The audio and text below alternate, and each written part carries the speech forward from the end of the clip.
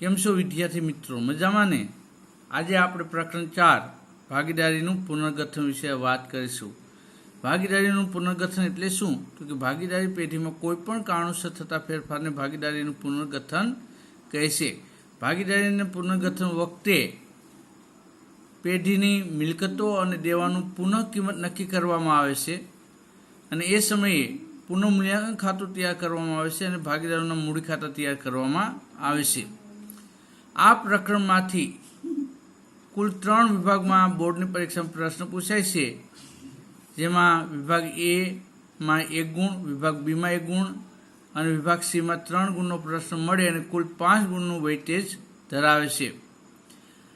વિભાગ એમાં બોર્ડની પરીક્ષામાં સ્વાધ્યાયના જે પ્રશ્ન પૂછાઈ ગયા છે એની વાત કરીશું અને અન્ય જે પ્રશ્ન સ્વાધ્યાયમાં આપેલા છે તેની વાત કરીએ તો સૌપ્રથમ સ્વાધ્યાયના જે બોર્ડમાં પ્રશ્નો પૂછાઈ ગયેલા છે તેની વાત કરીએ તો પ્રશ્ન નંબર 5 કે જેમાં કહેવામાં આવ્યું છે કે પુનઃમૂલ્યાંકન ખાતાનો નફો કે નુકસાન કયા પ્રમાણમાં ભાગીદારો વચ્ચે વહેંચવામાં આવે છે.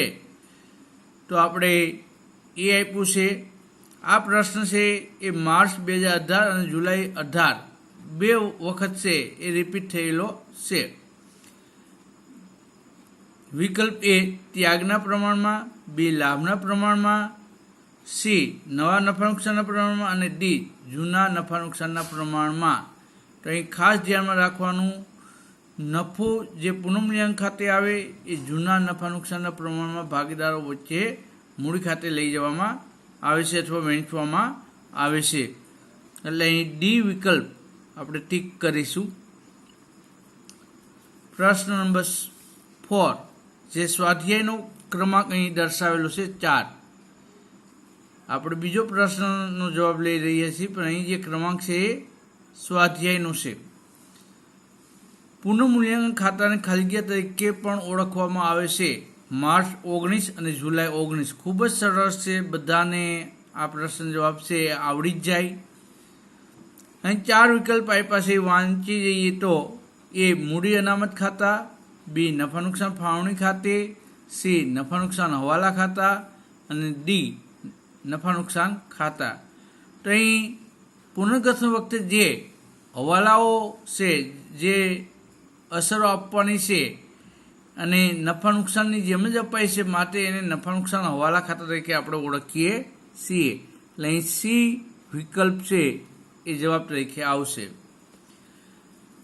પ્રશ્ન ક્રમાંક 10 સ્વાધ્યાયનો આપવામાં આવેલ છે. ભાગીદારી પેઢીના પુનર્ગઠન વખતે પાકા સરવૈયામાં દર્શાવેલ કારીગર નફા ભાગ ભંડોળ ક્યાં દર્શાવવામાં આવે છે? માર્ચ 2018માં પ્રશ્ન પૂછાઈ ગયેલો છે. 4 વિકલ્પ આપેલા છે, વાંચી જઈએ તો એ પુનઃમૂલ્યાંકન ખાતામાં જમા બાજુ, બી પુનઃમૂલ્યાંકન બાદના પાકા સર્વે મૂડી દેવા બાજુ. તો અહીં બી વિકલ્પ આવે છે એ સાચો છે.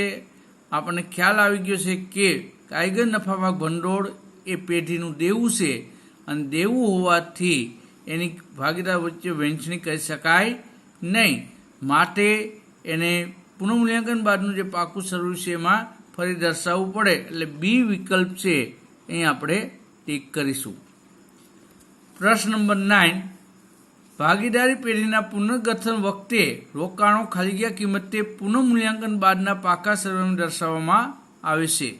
તો અહીં આપણને ખ્યાલ છે કે દરેક મિલકત અને દેવા એ જે નવી કિંમત છે એ નવી કિંમતે દર્શાવવામાં આવે છે અને નવી કિંમત શેના આધારે નક્કી થાય? તો કે બજાર કિંમતના આધારે નક્કી થાય છે.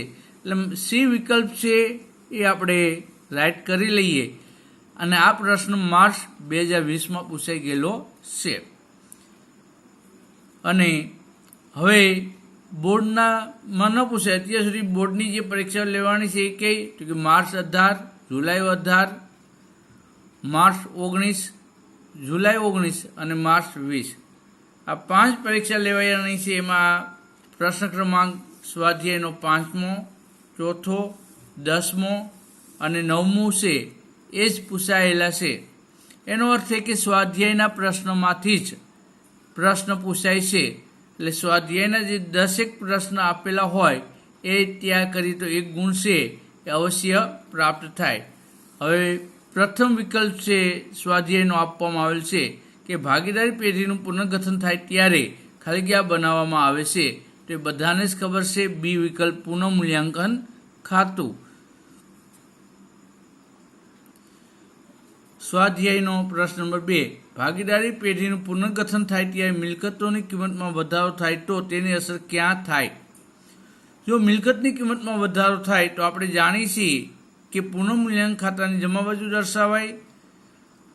તો અહીં એ વિકલ્પ આપવામાં આવેલું છે મિલકતની કિંમતમાં ઉમેરાય, પાકા સરવાળામાં જે આપણે મિલકતો દર્શાવીએ એમાં ઉમેરવામાં આવે છે અને પુનઃમૂલ્યાંકન ખાતાની જમા બાજુ દર્શાવવામાં આવે છે. માટે એ વિકલ્પ આપણે ટીક કરી લઈએ, બાકીના વિકલ્પ વાંચવાની પણ જરૂરિયાત નથી.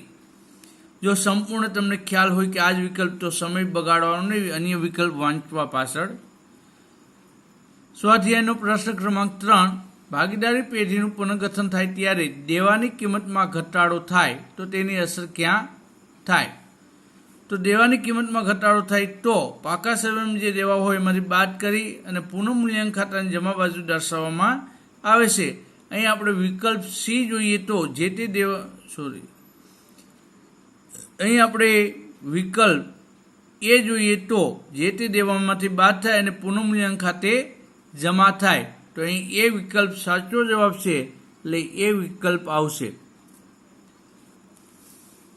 પ્રશ્ન ક્રમાંક 6, ભાગીદારી પેઢીના પુનર્ગઠન વખતે પાકા સરવાળામાં દર્શાવેલ એકત્રિત નફો ક્યાં દર્શાવવામાં આવે છે? પુનર્ગઠન વખતે જે પાકા સરવાળામાં દર્શાવેલ એકત્રિત નફો છે એ ભાગીદારોના મૂડી ખાતાની જમા બાજુ દર્શાવે. આપણે એને આમનોંધ કરીએ તો નફા નુકસાન ખાતે ઉધાર તે ભાગીદારોના મૂડી ખાતે જમા.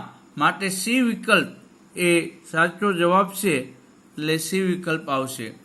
પ્રશ્ન ક્રમાંક 7, ભાગીદારી પેઢીના પુનર્ગઠનમાં ત્યાગ એટલે શું?